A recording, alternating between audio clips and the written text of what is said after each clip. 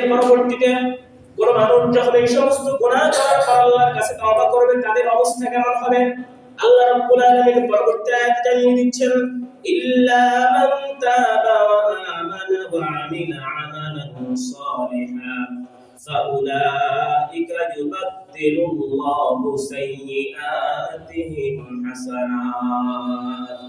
কিন্তু কোন ব্যক্তি যদি এই সমস্ত গুনাহ করার পর আল্লাহ রাব্বুল আলামিনের উপর ঈমান আনে এবং আল্লাহ রাব্বুল আলামিনের উপর ঈমান আনার পরে নেক আমল করে, ভালো কাজ করে, সৎ কাজ করে, অন্যায় কাজগুলোকে ছেড়ে দেয়, আল্লাহ রাব্বুল আলামিন বলেন ফাউলাইকা ইউবাদদিলুল্লাহু সাইয়্যাতিহিম হাসানাত।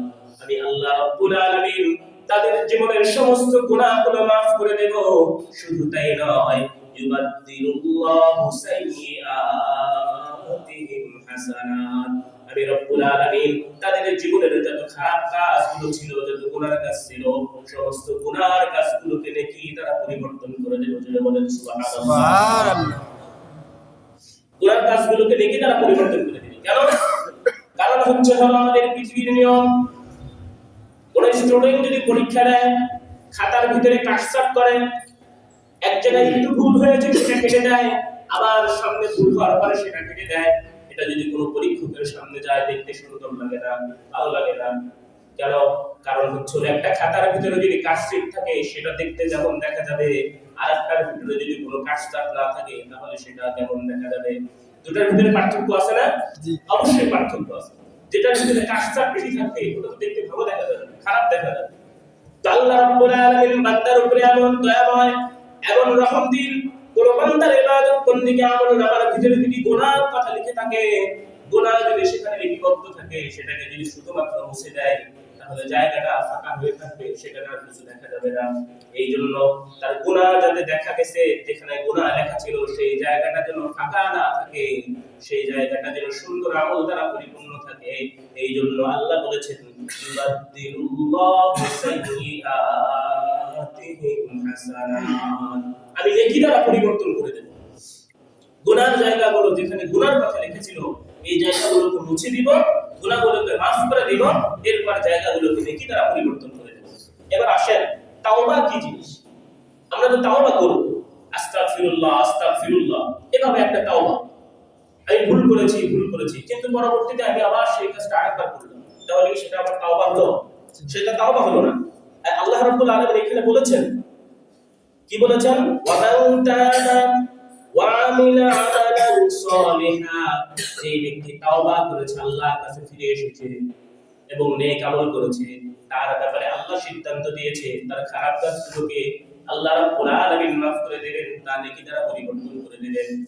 এই জন্য কোন ব্যক্তি যদি গুনাহ করে, গুনাহ থেকে যদি ফিরে আসে তাহলে পাঁচটা শর্ত। কয়টা শর্ত?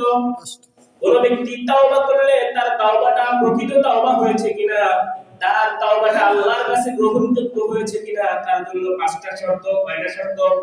পাঁচটা শর্ত। এক নাম্বার, যেই কাজের জন্য তওবা করা হচ্ছে, যে কাজের জন্য অনুতপ্ত হচ্ছে, সেই কাজটাকে তৎক্ষণাৎ ছেড়ে দিতে হবে। এক নম্বরে কাজটা সাথে সাথে ছেড়ে দিতে হবে। দ্বিতীয় নাম্বার হলো ভবিষ্যতে সেই কাজ না করার পরিপূর্ণ ইচ্ছা এবং চেষ্টা থাকতে হবে।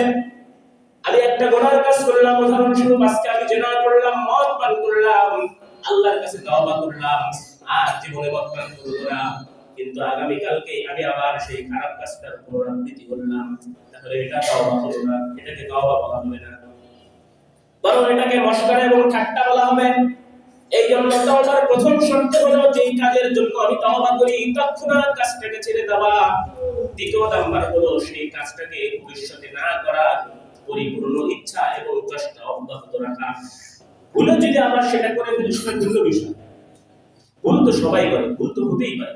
আমি একটা গুনাহ করলাম, মনের অজান্তে অনিচ্ছাকৃতভাবে আবার হয়ে গেল, সেটা বিষয়। বরং ইচ্ছাকৃতভাবে আর কখনো না করা কি করা, চেষ্টা করা। দ্বিতীয় নাম্বার হলো আল্লাহর কাছে অনুতপ্ত হওয়া, কায়মান বাক্যে আল্লাহর কাছে অনুতপ্ত হওয়া, লজ্জিত হওয়া। তৃতীয় নাম্বার গেল। চতুর্থ নাম্বার হলো আমি যদি কোনো বান্দার হক নষ্ট করে থাকি, বান্দার হকটা বান্দার কাছে ফিরিয়ে দেওয়া।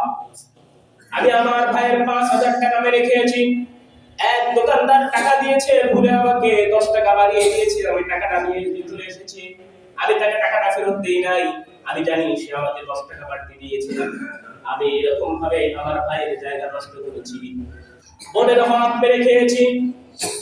এই যে জিনিসগুলো হুকুকুল ইবাদ, বান্দার হক যদি আমি নষ্ট করে থাকি, বান্দার হকটা বান্দার কাছে পৌঁছে দিয়ে তওবা করতে হবে।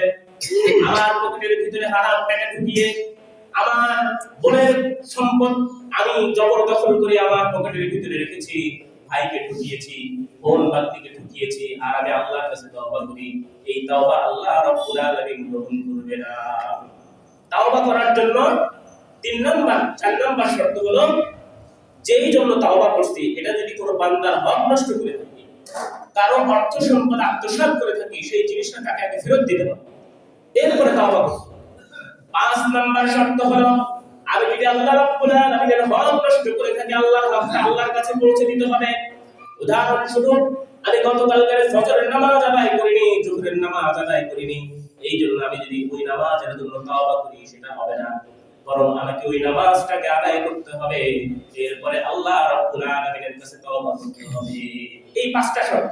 1 নম্বর তৎক্ষণাৎ ছেড়ে দেওয়া, 2 নম্বর ভবিষ্যতে না করার পরিকল্পনা চেষ্টা অব্যাহত রাখা, 3 নম্বর হলো আল্লাহর কাছে কায়মান বাক্যে তওবা করা, 4 নম্বর বান্দার হক নষ্ট করে থাকলে তাকে ফেরত দেওয়া, 5 নম্বরে আল্লাহর হক নষ্ট করে থাকলে আল্লাহর হকটাকে আল্লাহকে দিয়ে দেওয়া। এরপরে আল্লাহর কাছে যদি কোনো ব্যক্তি তওবা করতে পারে, আল্লাহ রাব্বুল আলামিন তাদের সম্পর্কে বলেন, ফাউলাইকা ইউবাদদিলুল্লাহু সাইয়্যাতিহিম হাসানাত। আমি আল্লাহ রাব্বুল আলামিন তার তওবাকে গ্রহণ করে নেব, তার জীবনের সমস্ত ভুলগুলো ক্ষমা করে দেব। শুধু তাই নয়, তার এই ভুলগুলোকে আমি নেকি দ্বারা পরিবর্তন করে দেব। সুবহানাল্লাহ। তাহলে তওবা